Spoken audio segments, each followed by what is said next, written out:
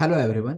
आज का हमारा सवाल है, choose the correct option for graphical representation of Boyle's law which shows a graph of pressure versus volume of a gas at different temperature. तो देखिए, Boyle's law के लिए बात हो रही है। तो बॉयल्स लॉ में क्या होता है, टेम्परेचर आपका कांस्टेंट रहता है।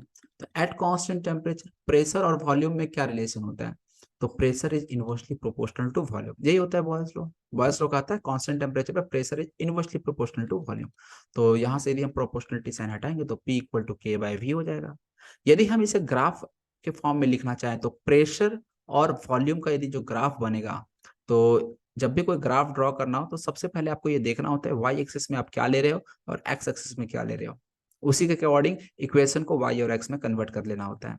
तो वाई एक्सिस में हमारा प्रेशर है, एक्स एक्सिस में हमारा वॉल्यूम है। तो जो इक्वेशन है उसे हम वाई और एक्स में लिख लेंगे। किस तरह से लिखेंगे? तो प्रेशर को हम लिखेंगे वाई, वॉल्यूम को हम लिखेंगे एक्स। तो y इक्वल टू आ गया k बाई एक्स। तो यहाँ y और x इन्वर्सली रिलेटेड है, इसलिए जो ग्राफ का नेचर होगा वो आपका हाइपरबोला होता है, रेक्टेंगुलर हाइपरबोला। ठीक है। तो यहाँ पे सभी जगह यदि हम ध्यान से देखें तो जो ग्राफ है आपका प्रेशर वर्सेस वॉल्यूम के बीच का ग्राफ है।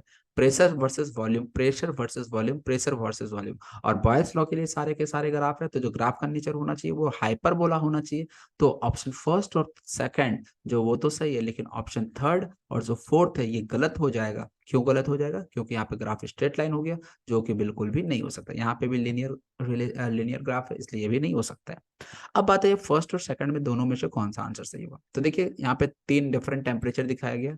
यहाँ पे टेम्परेचर बढ़ रहा है नीचे से ऊपर, यहाँ पे टेम्परेचर कम हो रहा है नीचे से ऊपर। तो इसको हम कैसे चेक करते हैं? तो सिंपली आप क्या कर सकते हो, एक लाइन ड्रॉ कर सकते हो जो कि ये रिप्रेजेंट करेगा कि प्रेशर कांस्टेंट कर दिया आपने। देखो ये ग्राफ यदि मैंने ड्रॉ किया तो क्या हो गया, इस लाइन के अबाउट प्रेशर कांस्टेंट हो गया। देखिए प्रेशर हर पॉइंट पे, यहाँ पे भी प्रेशर, यहाँ पे भी प्रेशर क्या हो चुका, कांस्टेंट हो चुका ना। लेकिन जब प्रेशर हमने कांस्टेंट कर दिया ये लाइन ड्रॉ करके, तो प्रेशर और कांस्टेंट करने, एन आर कांस्टेंट रहता है, इसकी हम बात नहीं करेंगे। प्रेशर कांस्टेंट कर दिया तो वॉल्यूम और टेम्परेचर में क्या रिलेशन है, डायरेक्ट रिलेशन है। मींस वॉल्यूम यदि बढ़ रहा है तो टेम्परेचर बढ़ना चाहिए। तो यदि हम इस ग्राफ की देखें तो यहाँ पे हम जब लेफ्ट से राइट जा रहे हैं तो वॉल्यूम आपका बढ़ रहा है, वॉल्यूम बढ़ रहा है तो टेम्परेचर भी बढ़ना चाहिए। मतलब यहाँ का टेम्परेचर सबसे ज्यादा होना चाहिए। क्यों? इस ग्राफ का टेम्परेचर सबसे ज्यादा होना चाहिए, क्यों? क्योंकि वॉल्यूम सबसे ज्यादा है।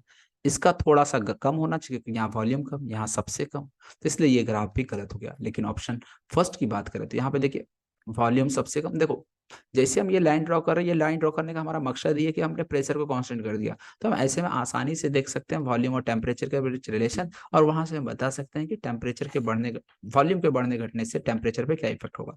तो यहाँ पे वॉल्यूम देख सकते हो आप बढ़ रहा है तो टेम्परेचर भी बढ़ना चाहिए। मतलब यहाँ हाईएस्ट टेम्परेचर होना चाहिए जो कि दिख भी रहा है 600 कैल्विन। फिर यहाँ पे 400 कैल्विन का ग्राफ ये है और ये 200 कैल्विन। तो इसलिए यहाँ पे इस क्वेश्चन का सही आंसर हो जाएगा option first. Hope you understand this question. Thank you for watching video.